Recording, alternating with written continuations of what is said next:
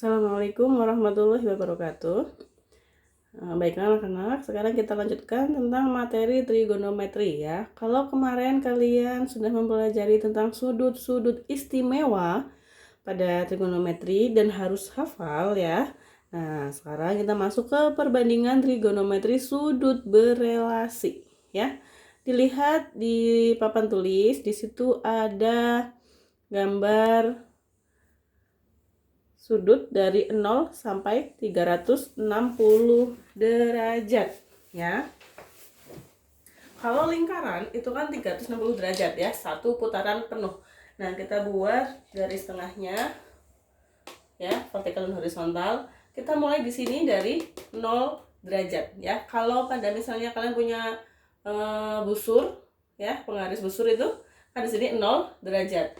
Lalu tengah-tengahnya 90 derajat.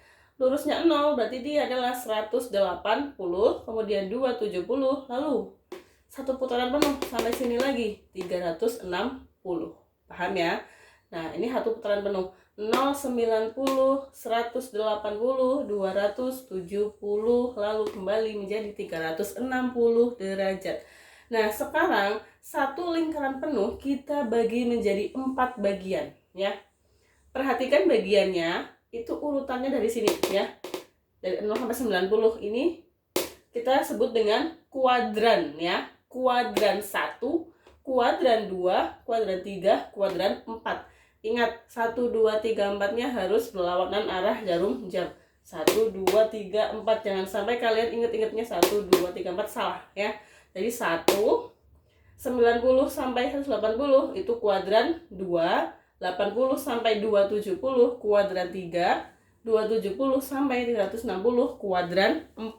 Di situ sudah saya tulis kuadran 1, 2, 3 dan 4. Lalu apa ini? Nah, dalam setiap kuadran ada yang bernilai positif, ada juga yang bernilai negatif.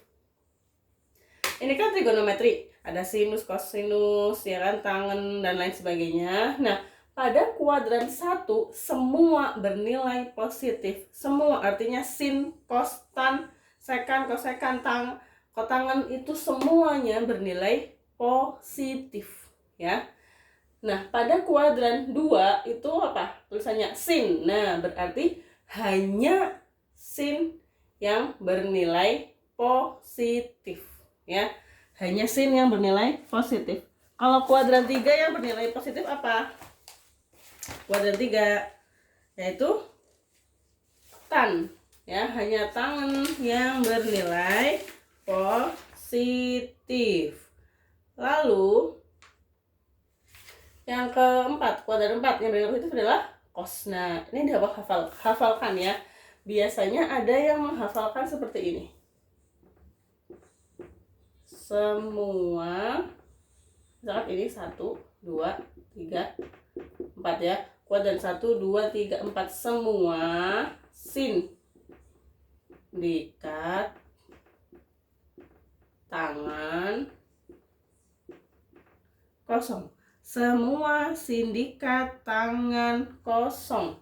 Berarti kuadran 1 semuanya bernilai positif. Kuadran 2 sindikat sin, depannya sin, berarti hanya sin yang bernilai positif.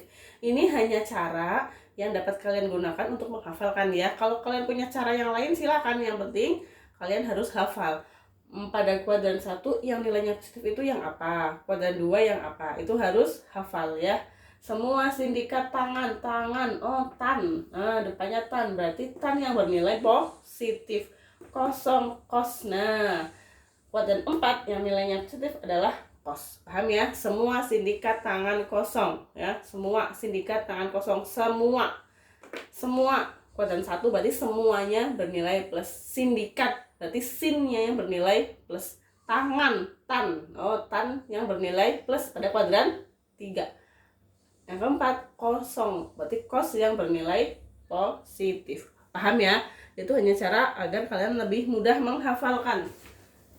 Nah, itu harus hafal dari kuadran 1 sampai 4 apa saja yang bernilai positif, Nah, selanjutnya di sini juga saya tuliskan, ini apa ini 180, 90. Nah, ini nanti kalian gunakan pada saat mencari sudut berelasi. Intinya, nanti kita akan menggunakan nih 180, 90. Bisa juga di sini 180 atau 270. 90 atau 270 ya. Nah, kalau yang ini berarti 180 per atau 360.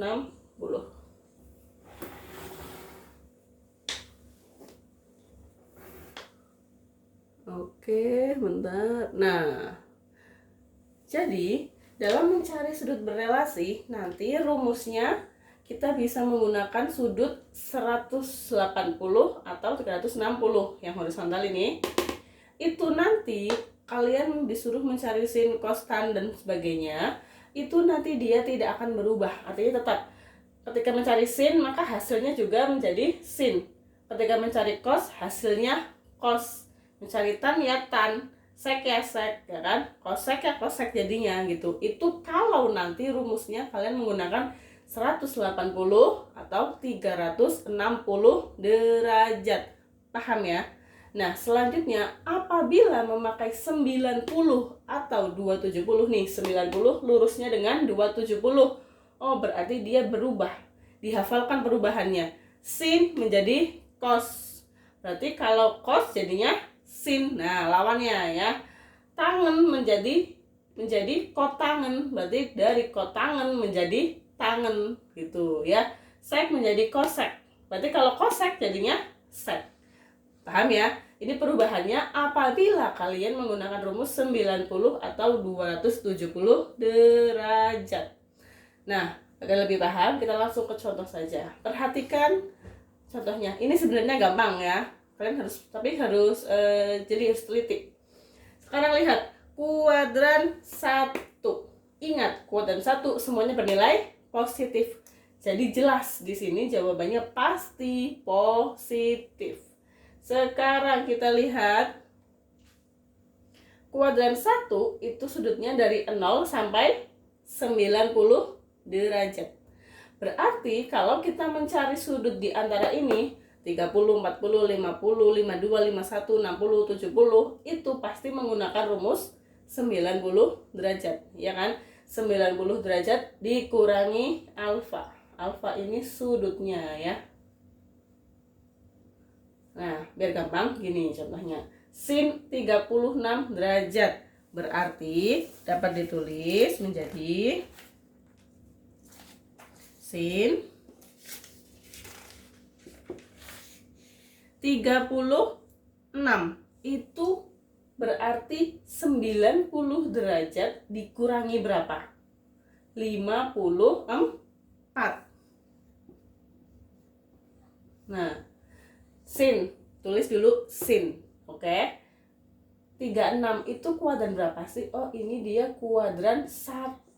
Nah, kalau kuadran 1 kan 0 sampai 90, berarti pakainya 90, tulis 90. 36 itu 90 kurangi berapa ya? Oh, 90 kurangi 54. Berarti hasilnya sama dengan, perhatikan, karena dia pakainya 90, maka sin berubah jadi apa? Kalau pakai 90, sinnya berubah jadi cos. Tulis di sini cos. Nah, cos berapa? Ini belakangnya angka berapa? 54, tulis cos 54 derajat. Sudah selesai. Ya. Coba lagi yuk. Sin 62. Lihat dulu ini. 62 itu kuadran berapa? Oh, dia kuadran 1. Sinnya tulisin. Karena kuadran 1 berarti dia pakai 90 derajat. Biar jadi 62 berarti 90 kurangi berapa? Kurangi 28 derajat. Sekarang karena di sini pakainya 90, maka sin berubah jadi cos. Ya. Ini. Sinnya berubah jadi cos. Kenapa? Karena pakainya 90. Ini udah saya tulis di sini. Kalau pakai 90, sinnya jadi cos. Berarti cos berapa ini belakangnya? 28 derajat. Gitu caranya. Sebenarnya gampang ya. Coba yang bawahnya lagi. Cos 20 derajat. Cos, tulis cos 90. 20 berarti kurangi berapa? Kurangi, ayo berapa? 70 derajat. Nah, sekarang sama dengan cos. Kalau cos maka berubah jadi sin. Lihat, cos berubah jadi sin. Karena 90, ya kan? Berapa derajat sini? 70. Ya udah tulisin 70 derajat, selesai. Gampang kan? Tinggal kalian teliti ini berubah atau tidak. Kalau berubah sin jadi apa ya? Cos jadi apa gitu. Sekarang yang keempat, sekan. Sek 10 derajat, tulis sekan 90 berarti 10 derajat berarti 90 kurangi 80 derajat. Sama dengan kalau sek berubah jadi apa? Kosek. Berapa sudutnya? 80 derajat. Sudah selesai. Paham kan? Ini kalau di kuadran 1. Ayo sekarang kita coba ke kuadran 2. Nah, sekarang kita masuk ke kuadran 2. Berarti pada daerah 2 itu antara 90 sampai 180. Nah, perhatikan. Di daerah tersebut kan antara 90 sampai 180. Berarti kalau kita mencari sudut di sana, misalkan 100 nih. 100 kan antara 90 sampai 180. Oh, berarti 100 ada di kuadran 2, ya kan? Nah, cara mencari 100 derajat tersebut berarti bisa 90 ditambah alfa, 90 tambah 10. Gini nih, 100 derajat berarti kan bisa ditulis 90 ditambah 10. Ya kan? Bisa juga dicari dengan 180 kurangi 80. Ya enggak? Hasilnya nanti sama-sama 100, ya kan? Nah, berarti dapat diperoleh rumusnya di sini kalau 90 plus 10 berarti dia 90 plus alfa. Kalau 180 berarti 180 min alfa. Gitu ya. Jadi dapat diperoleh dengan dua cara. Bisa pakai 90, bisa juga pakainya 180. Ini ya, maksudnya alfa itu seperti ini. Nah, sekarang kita masuk ke contoh. Yang pertama kita pakai 90 derajat plus alfa dulu ya. Ingat, kalau pakai 90 maka sin kostannya berubah. Dan ingat, di sini adalah kuadran berapa? 2. Kuadran 2 yang bernilai positif hanya sin. Lainnya bernilai negatif. Sekarang sin kuadran 136 kuadran berapa? Kuadran 2. Tulis dulu kuadran 2 biar kalian ingat. Oh, berarti sinnya nanti dia akan bernilai positif. Ya kan? Nah, tulis sin dalam kurung kita pakainya 90 plus alfa. 136 itu berarti 90 derajat ditambah berapa? 46 derajat. Sama dengan, karena ini pakai 90 berarti sinnya berubah jadi apa? Jadi cos. Cos berapa? 46 derajat. Hasilnya apa? Positif. Ya sudah, biarkan karena dia hasilnya positif. Tapi di sini cos, Bu. Cos kan negatif harusnya. Bukan, tetapi yang dilihat adalah soalnya. Soalnya kan sin. Nah, berarti nanti hasilnya positif. Di sini cos tidak masalah, yang penting soalnya sin. Yang dicarikan sinnya. Paham? Sekarang yang kedua, cos 105. 105. Oh, ini kuadran 2. Karena cos di kuadran 2 nilainya negatif. Oke. Tulis cos. Kita pakai 90 derajat 105. Berarti 90 ditambah 15 derajat. Sama dengan, nah sekarang cos bernilai negatif. Tulis negatif. Karena pakai 90, cosnya berubah jadi sin. Berapa derajat ini? 15 derajat. Itu langkah-langkahnya ya. 105 kuadran 2. Berarti kuadran 2 cosnya nilainya negatif. Paham? Tulis dulu cos 105 berarti 90 tambah 15. Nilainya apa? Negatif. Tulis di sini negatif. Cos berubah jadi sin, sudutnya 15 derajat. Selesai. Sek 140 derajat, ini kuadran 2. Seknya nilainya negatif atau positif? Negatif. Kecil-kecil aja buat tanda aja biar kalian nggak lupa ya. Tulis sek 190 derajat biar jadi 140, berarti ditambahnya berapa? 50 derajat. Nilainya apa? Negatif. Tulis. Nah, negatif. Sek berubah jadi apa? Kosek. Kosek berapa? 50 derajat. Sudah selesai. Ya kan? Nah, sekarang kita pakai cara yang kedua, yaitu menggunakan 180 derajat. Kalau pakai 180, semuanya tetap, sin jadi sin, cos tetap cos, dan lain sebagainya. Kita tulis di sini sin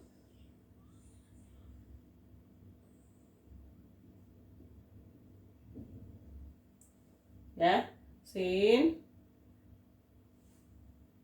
120 berarti 180 derajat dikurangi berapa? 60 derajat. Sin nilainya apa? Positif. Ya sudah, jangan dikasih negatif atau positif. Karena 180, sinnya tetap sin. Nah, berapa ini? 60 derajat. Sin 60 derajat. Masih ingat gak kemarin tentang sudut istimewa? Sin 60 berapa ya hasilnya? Sin 60 sama dengan setengah akar 3. Kalau bisa dijadikan sudut istimewa, ya tulis hasilnya ya. Nah, sekarang yang terakhir, cos 150. Tulis cos. Nah, cos itu nilainya min apa plus kalau di kuadran 2? Min kan? Tandain dulu biar kalian nggak lupa. Min. Cos 180 dikurangi berapa? 30.